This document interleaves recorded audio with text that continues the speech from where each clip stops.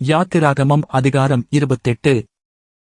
உன் சகோதரனாகிய ஆரோன் எனக்கு ஆசாரிய ஊழியம் செய்யும்படிக்கு நீ ஆரோனையும் அவனோடே கூட அவன் குமாரராகிய நாதாப், அபியூ, எலெயாசார், இத்தாமார் என்னும் ஆரோனின் குமாரரையும் யெசபேல் புத்திரரிலிருந்து பிரித்து உன்னிடத்தில் சேர்த்துக் கொள்வாயாக. உன் சகோதரனாகிய ஆரோனுக்கு மகிமையும் அலங்காரமுமாயிருக்கும் பொருட்டு பரிசுத்த வஸ்திரங்களை உண்டு பண்ணுவாயாக. ஆரோன் எனக்கு ஆசாரிய ஊழியம் செய்யத்தக்கதாக அவனை பரிசுத்தப்படுத்தும்படி அவனுக்கு வஸ்திரங்களை உண்டாக்கும் பொருட்டு நான் ஞானத்தின் ஆவியால் நிரப்பின விவேகமான இருதயமுள்ள யாவரோடும் நீ சொல்லுவாயாக. அவர்கள் உண்டாக்க வேண்டிய வஸ்திரங்களாவன: மார்பதக்கமும் ஏபோத்தும் அங்கியும் விசித்திரமான உள்சட்டையும் பாகையும் இழைக்கச் செய்யுமே.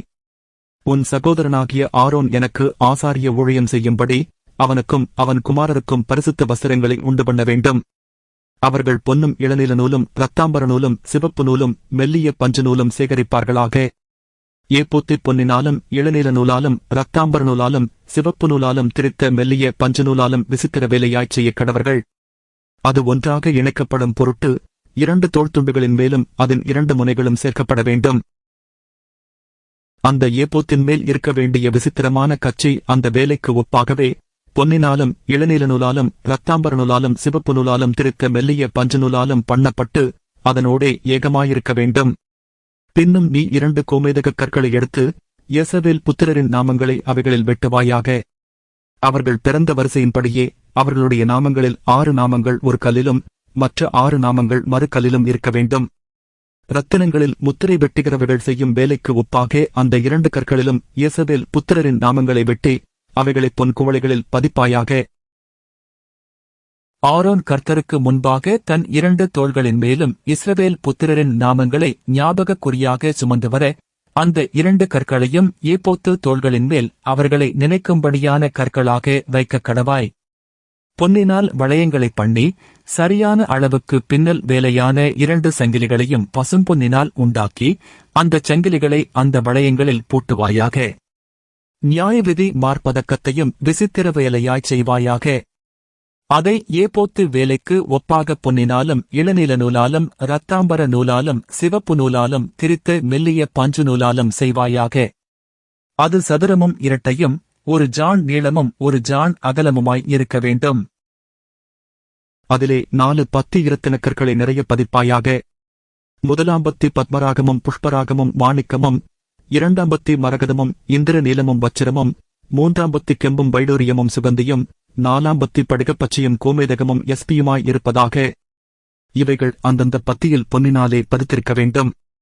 இந்த கற்கள் யெசபேல் புத்திரருடைய நாமங்களின்படியே 12 அவர்களுடைய நாமங்கள் அவைகளில் வெட்டப்பட்டவைகளுமாயிருக்க வேண்டும்.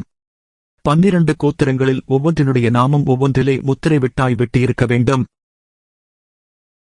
மார்பதக்கத்திற்கு அதன் பக்கங்களிலே பின்னல் வேலையான பசும்பொன் சங்கிலிகளையும் பண்ணி அந்த மார்பதக்கத்திற்கு 2 பொன் வளையங்களையும் பண்ணி அந்த 2 வளையங்களையும் மார்பதக்கத்தின் 2 பக்கங்களிலே வைத்து பொன்னினால் செய்த அந்த 2 பின்னல் வேலையான சங்கிலிகளையும் மார்பதக்கத்தின் பக்கங்களில் இருக்கிற 2 வளையங்களில் மாட்டி அவ்விரண்டு பின்னல் வேலையான சங்கிலிகளின் 2 நுனிகளை ஏபோத்து தோள்துண்டின் மேல் அதன் முன்புறத்தில் இருக்கிற 2 வளையங்களில் மாட்டுவாயாக. நீ 2 பொன் வளையங்களை பண்ணி அவைகளை ஏபோத்தின் கீழ்ப்புறத்திற்கு எதிரான மார்பதக்கத்தினுடைய மற்ற 2 பக்கங்களிலும் அதனுடைய ஓரத்திற்குள்ளாக வைத்து வேறே 2 பொன் வளையங்களை பண்ணி அவைகளை ஏபோத்தின் முன்புறத்து 2 கீழ்ப்பக்கங்களில் அதன் இணைப்புக்கு எதிராகவும் ஏபோத்தின் விசித்திரமான கச்சைக்கு மேலாகவும் வைத்து மார்பதக்கம் ஏபோத்தின் விசித்திரமான கச்சைக்கு மேலாக இருக்கும்படிக்கும் அது ஏபோத்திலிருந்து நீங்காதபடிக்கும் அதை அதன் வளையங்களால் ஏபோத்து வளையங்களோடு இளநீல நாடாவினால் கட்ட வேண்டும்.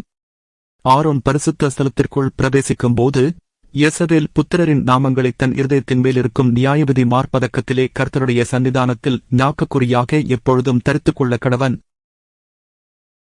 நியாயவிதி மார்பதக்கத்திலே ஊரீம் தும்மீம் என்பவைகளை வைப்பாயாக.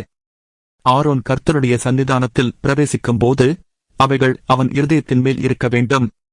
ஆரோன் தன் இருதயத்தின் மேல் யெசபேல் புத்திரருடைய நியாயவிதியை கர்த்தருடைய சன்னிதானத்தில் எப்பொழுதும் தரித்துக் கொள்ள வேண்டும். ஏபோத்தின் கீழ் அங்கியை முழுவதும் இளநீல நூலால் உண்டாக்க கடவாய். தலை நுழைகிற அதன் துவாரம் அதன் நடுவில் இருக்கவும் அதன் துவாரத்துக்கு நெய்யப்பட்ட வேலையான ஒரு நாடா சுற்றிலும் இருக்கவும் வேண்டும். அது கிழியாதபடிக்கு மார்க்கவசத்தின் துவாரத்துக்கு ஒத்ததாக இருக்க வேண்டும். அதன் கீழோரங்களில் இளநில நூல், இரத்தாம்பர நூல், சிவப்பு நூல் வேலையால் செய்யப்பட்ட மாதுளம்பழங்களையும் அவைகளுக்கு இடையிடையே சுற்றிலும் பொன்மணிகளையும் அதன் ஓரங்களில் சுற்றிலும் தொங்கும்படி பண்ணி வைக்க வேண்டும்.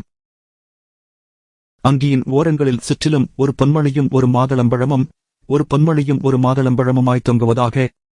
ஆரோன் ஆராதனை செய்ய கர்த்தருடைய சந்நிதியில் பரிசுத்த ஸ்தலத்துக்குள் பிரவேசிக்கும் போதும் வெளியே வரும்போதும் அவன் சாகாதபடிக்கு அதன் சத்தம் கேட்கப்படும்படி அதை தரித்துக் கொள்ள வேண்டும். பசும்பொன்னினால் ஒரு பட்டத்தை பண்ணி கர்த்தருக்கு பரிசுத்தம் என்று அதிலே முத்திரை விட்டாக வெட்டி அது பாகையிலிருக்கும்படி அதை இளநீல நாடாவினால் பாகையின் முகப்பிலே கட்டுவாயாக. யெசபேல் புத்திரர் தங்கள் பரிசுத்த காணிக்கைகளாக படைக்கும் பரிசுத்தமானவைகளின் தோஷத்தை ஆரோன் சுமக்கும்படி அது ஆரோடைய நெற்றியின் மேல் இருப்பதாக. கர்த்தருடைய சந்நிதியில் அவர்கள் அங்கீகரிக்கப்படும்படி அது எப்பொழுதும் அவன் நெற்றியின் மேல் இருக்க வேண்டும். மெல்லிய பஞ்சு நூலால் விசித்திரமான உள்சட்டையும் மெல்லிய பஞ்சு நூலால் பாகையையும் உண்டாக்கி இடைக்கச்சையை சித்திரத்தையில் வேலையாக பண்ணுவாயாக. ஆரோனுடைய குமாரருக்கும் மகிமையும் அலங்காரமுமாயிருக்கும் பொருட்டு அங்கிகளையும் இடைக்கச்சிகளையும் குல்லாக்களையும் உண்டு பண்ணுவாயாக. உன் சகோதரனாகிய ஆரோனும் அவனோடே கூட அவன் குமாரரும் எனக்கு ஆசாரிய ஊழியம் செய்யும்படிக்கு நீ அந்த வஸ்திரங்களை அவர்களுக்கு உடுத்தி அவர்களை அபிஷேகம் செய்து அவர்களை பிரதிஷ்டை பண்ணி அவர்களை பரிசுத்தப்படுத்துவாயாக. அவர்களுடைய நிர்வாணத்தை மூடும்படிக்கு இடுப்பு தொடங்கி முழங்கால் மட்டும் உடுத்த சணல்நூல் சல்லடங்களையும் உண்டு பண்ணுவாயாக. ஆரோனும் அவன் குமாரரும் பரிசுத்த ஸ்தலத்திலே ஆராதனை செய்ய ஆசரிப்பு கூடாரத்திற்குள் பிரவேசிக்கும் போதும் பலிபீடத்தண்டைக்குச் சேரும் போதும் அக்கிரமம் சுமந்து அவர்கள் சாகாதபடிக்கு அவைகளை தெரித்திருக்க வேண்டும். இது அவனுக்கும் அவனுக்குப் பின்வரும் சந்ததிக்கும் நித்திய கட்டளை.